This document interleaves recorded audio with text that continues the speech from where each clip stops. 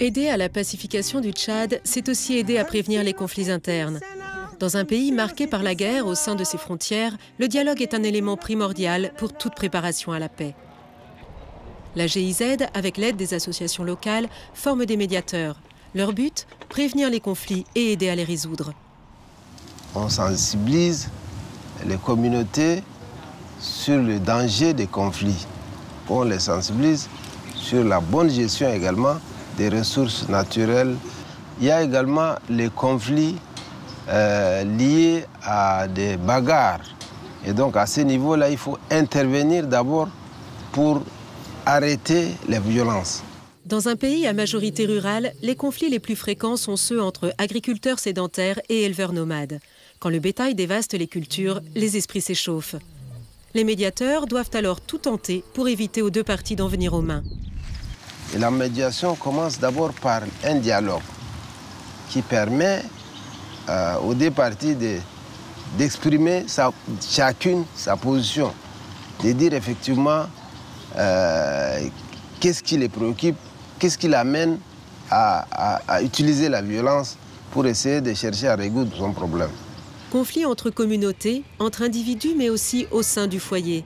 Depuis que la GIZ aide ses partenaires sur le terrain, l'association PILC a réussi à régler 167 cas à l'amiable. Les problèmes qui reviennent plus souvent, c'est les conflits conjugaux, et notamment une irresponsabilité des pères de famille à pouvoir donner à manger ou encore apporter les soins lorsque les enfants sont malades.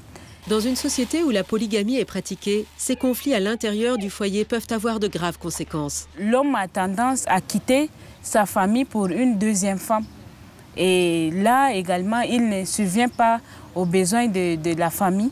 Donc les femmes se plaignent avec les enfants.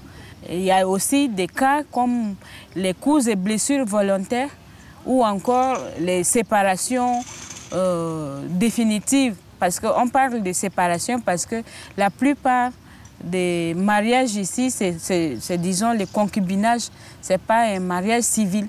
Donc dans ce cas, on ne peut pas parler de divorce, mais on parle plutôt de séparation. Pour aider à régler les conflits, les associations locales créent un dialogue au sein du couple, mais elles ont besoin de textes sur lesquels se reposer. Elles sont épaulées dans cette tâche par des organisations plus grandes, comme Avocats sans frontières. La plus grande des choses qu'on avait réalisées, c'est les statuts du parajuridisme au Tchad. C'est ce qui devrait être réalisé par les organisations de société civile depuis des années. Mais étant donné que chacun évoluait de son côté, ça n'a pas été vraiment facile. Et par l'appui du financement de la GIZ, cela a permis quand même de parvenir à la signature des statuts du parajuridisme au Tchad.